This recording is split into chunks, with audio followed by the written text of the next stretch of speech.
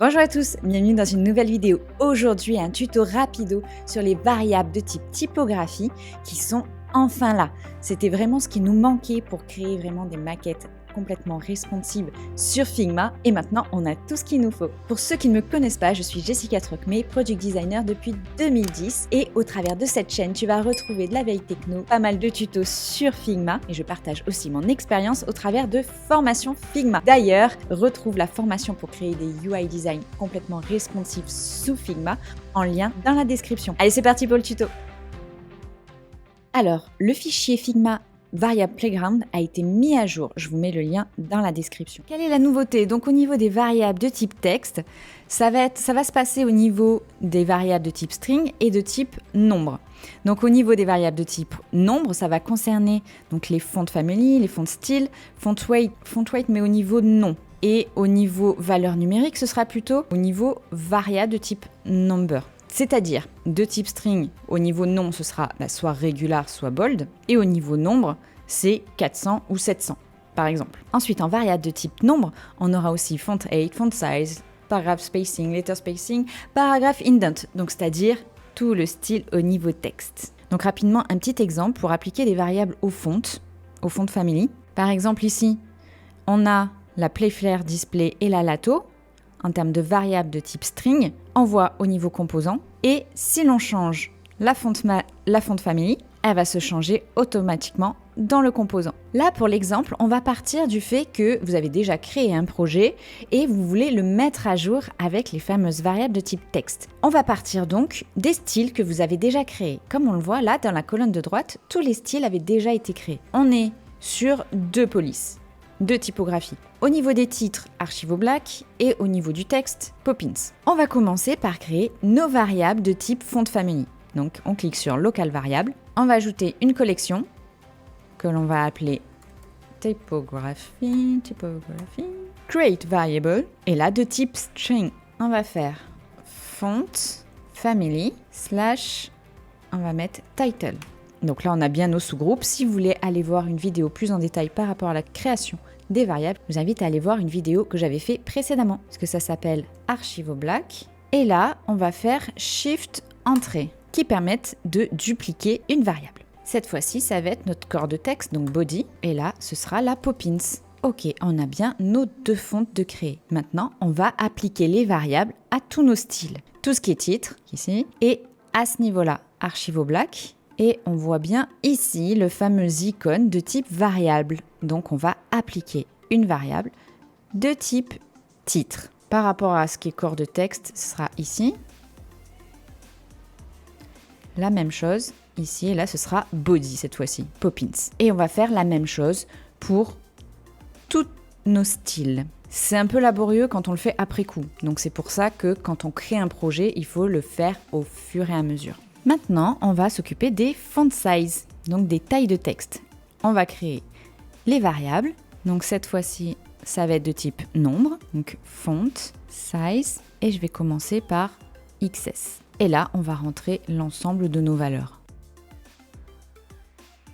Un petit point super important au niveau des variables scoping, c'est-à-dire que là, au niveau des paramètres, donc on va éditer notre variable, et là, number scoping, c'est-à-dire qu'ici, vous allez pouvoir sélectionner à quel moment vous voulez voir ou ne pas voir vos variables. Par exemple, si vous faites une variable particulière juste pour les textes, dans ce cas-là, vous allez en supprimer tout le reste et sélectionner que texte.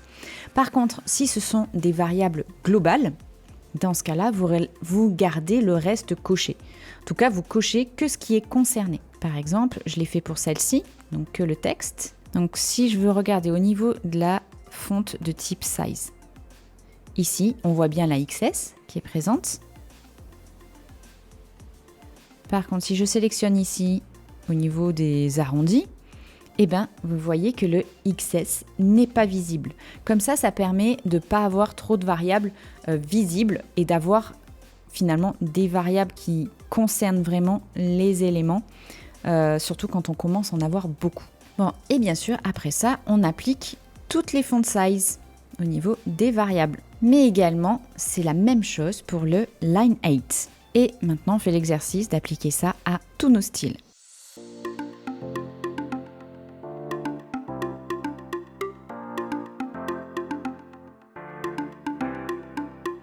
maintenant, il ne nous reste plus que le font weight à mettre. Donc là, on va avoir soit, bon, pour Archivo Black, c'est que du régular, du médium, régular. Donc on va créer des variables. Donc là, ça va être de type string, weight, / régular et valeur régular. Et après, on réitère ça, donc toujours Shift Entrée, on réitère ça avec toutes les font weight que l'on a. Dans mon exemple, j'en ai que 2, donc ça va plus vite. Ensuite, toujours pareil, on va appliquer à nos styles. Apply variable. Et weight, c'est ici, donc régular. Pour body, ici, donc on a medium.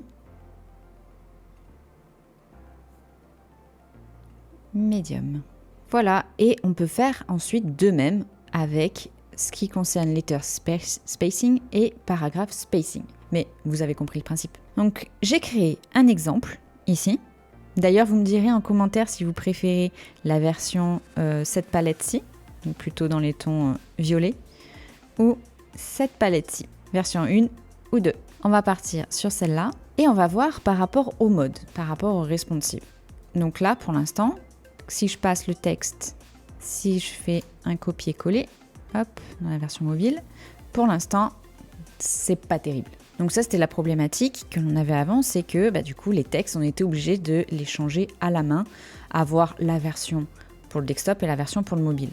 Maintenant, on va pouvoir utiliser les modes par rapport au local variable. Donc, on va voir par rapport au mode. Donc ici, ce sera notre version desktop et je vais rajouter un mode mobile. Bon, on va faire notre fenêtre un peu plus grande. Hop, voilà. Et maintenant, ça va jouer sur finalement les tailles de texte, là, seulement. Surtout les plus grosses tailles de texte. Parce que si on regarde bien, par exemple, le texte d'accroche, au niveau taille, ça va. C'est vraiment le titre de type H1 qui est trop gros. Donc c'est bien pour du desktop, mais par contre pour le mobile, on n'est pas bon du tout. Ici, on va changer ça. On va bien sûr appliquer ici, au niveau du layer, on va appliquer le fait qu'on est sur du mobile. Là, de même, on va appliquer le fait qu'on est sur du desktop. Donc là, au niveau des modes, du coup, on va changer surtout les grosses tailles de texte. Parce que concrètement, les textes plus petits, quand on est déjà sur du 16 ou 18, pas besoin de changer ça du coup sur la version mobile. Parce que en dessous, ça devient quand même moins lisible, enfin pas assez lisible du coup sur la version mobile. Donc on va changer les gros textes. Donc on avait 60. Et là, en le changeant à cet endroit-là, on voit bien que direct, la version mobile, elle se réajuste. D'ailleurs, je vais diminuer cette valeur-là parce qu'on a un line 8 du coup qui est trop bas. Voilà. Donc là, au niveau responsive, on est bon, même au niveau des textes maintenant. Donc maintenant, si je fais copier-coller, hop, on est tout bon. Et voilà, c'est tout pour aujourd'hui. J'espère que cette vidéo vous a plu. Tu peux me dire ça en commentaire. Du coup, ça aide ma chaîne et ça me donne envie de continuer aussi. Comme j'avais expliqué, là, je vais mettre à jour ma dernière formation créer des UI design responsive. C'est un format court de 4 heures qui permet de monter en compétences rapidement. Je te mets le lien en description. Et surtout, n'oublie pas de t'abonner si ce n'est pas encore fait en actionnant la petite cloche. Comme ça, tu seras notifié pour les prochains tutos et aussi les prochains interviews à venir. Je vous réserve quelques surprises. Sur ce, je vous dis à la prochaine. Salut!